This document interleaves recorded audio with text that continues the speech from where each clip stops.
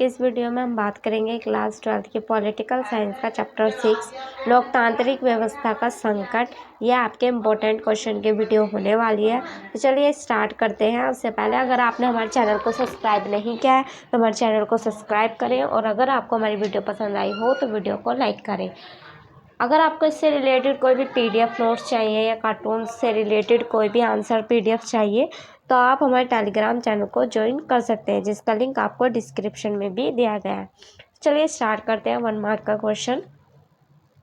1975 का राष्ट्रीय आपातकाल किस आधार पर लगाया गया, यानी जब 1975 में आपातकाल लगाया गया तो उसके पीछे क्या कारण बताया गया। तो आपका कारण था आंतरिक अशांति के आधार पर, यानी कुछ लोगों द्वारा आंतरिक अशांति फैलाए जाने के लिए, जैसे कि नारायण ने क्या किया था कि कुछ लोगों को भड़काया था। ऐसा इंदिरा गांधी का मानना था कि जो नारायण थे उन्होंने लोगों को भड़काया उनके खिलाफ, इसीलिए जो है आंतरिक अशांति फैली और इसी के आधार पर जो है वो आपातकाल लगाया गया।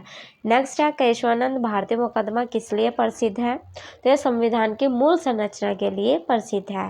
नेक्स्ट क्वेश्चन है आपका 1980 के चुनावों में कांग्रेस को लोकसभा में कितनी सीटें मिली, यानी जब 1980 में चुनाव हुए तो उसमें कांग्रेस ने कितनी सीटें हासिल की। उसमें कांग्रेस को 353 सीटें हासिल हुई। नेक्स्ट क्वेश्चन है आपका 1975 के राष्ट्रीय आपातकाल के दौरान कौन सा संविधान संशोधन किया गया। 42वां संविधान संशोधन किया गया था। नेक्स्ट क्वेश्चन है आपका 25 जून 1975 को आपातकाल लागू करने की घोषणा के समय भारत के राष्ट्रपति कौन थे, यानी किनके द्वारा राष्ट्रीय जो आपातकाल है उसकी घोषणा की गई। तो वह थे फखरुद्दीन अली अहमद, ये उस समय के राष्ट्रपति थे। नेक्स्ट क्वेश्चन है आपातकाल के दौरान गरीबों के हितों के लिए इंदिरा गांधी ने किस कार्यक्रम की घोषणा की। इंदिरा गांधी ने 20 सूत्री कार्यक्रम की घोषणा की, जिसमें कि गरीबी हटाओ, प्री विपर्स की समाप्ति, इन सभी चीज़ों की जो है उसने घोषणा की। नेक्स्ट है मोरारजी देसाई की सरकार गिरने के बाद पश्चात मतलब बाद गिरने के बाद भारत का प्रधानमंत्री कौन बना। चौधरी चरण सिंह मोरारजी देसाई के बाद प्रधानमंत्री बने। नेक्स्ट है किन दो लेखकों ने लोकतंत्र के दमन होने पर अपनी पदवियां सरकार को लौटा दी, यानी उनको जो पद दिए गए थे जिससे उन्हें सम्मानित किया गया था, उन्होंने लोकतंत्र का दमन हो रहा था उसके खिलाफ आवाज़ उठाने के लिए अपने पद को सरकार को वापस लौटा दिया। उनके नाम बताने हैं तो पद्म भूषण से सम्मानित कन्नड़ लेखक शिवराम कारत और पश्चिमी से सम्मानित पद्मश्री से सम्मानित लेखक कौन थे, फणीश्वरनाथ रेणु। इन्होंने क्या किया था, इन दोनों ने ही अपना जो है वो वापस लौटा दिया था, अपनी पदवियां जो उनको सरकार द्वारा दी गई थी। नेक्स्ट है इंदिरा गांधी या Indira is India, India is Indira, यह नारा किसने और कब दिया, यानी किसके द्वारा ये दिया गया और किस सन में दिया गया।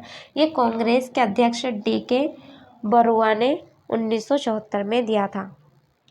चलिए अब बात करते हैं हम 2 वाले प्रश्नों की।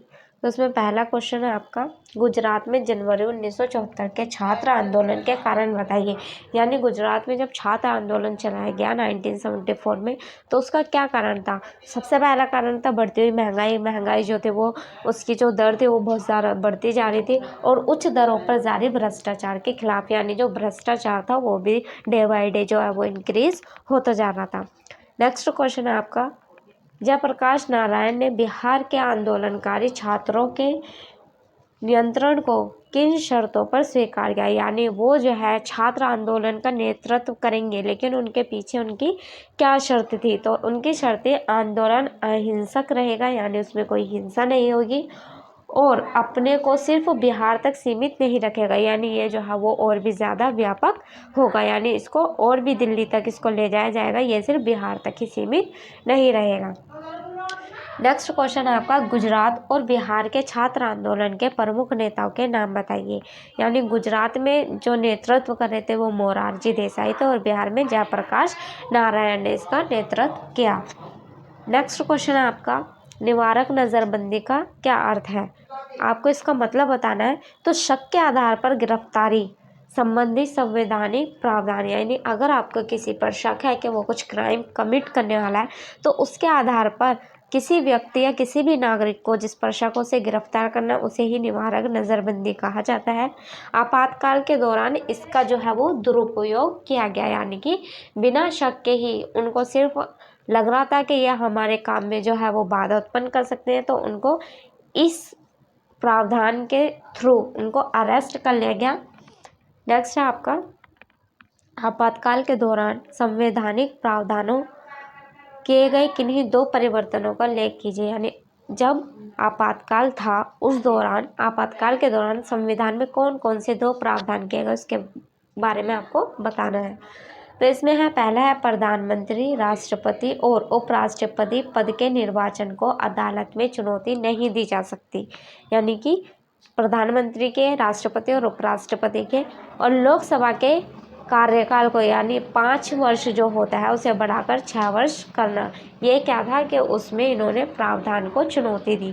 तो ये क्या था, बहुत ही गलत, उस समय पर इसका गलत यानी कहें तो दुरुपयोग इसका किया जा रहा था। नेक्स्ट क्वेश्चन है आपका, प्रेस सेंसरशिप का विरोध करने वाले किन्हीं दो समाचार पत्रों का नाम बताइए। यानी प्रेस सेंसरशिप का विरोध किसने किया?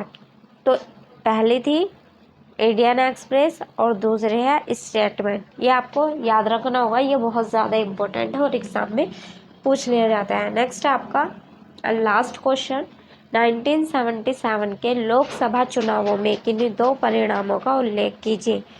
यानी 1977 के जो लोकसभा चुनाव हुए थे उसके दो परिणाम आपको बताने। सबसे पहले तो उसमें कांग्रेस की हार हुई और जनता पार्टी की सरकार आती, और जनता पार्टी जो थी उसकी सरकार बनाई गई। ये इसके दो परिणाम हैं।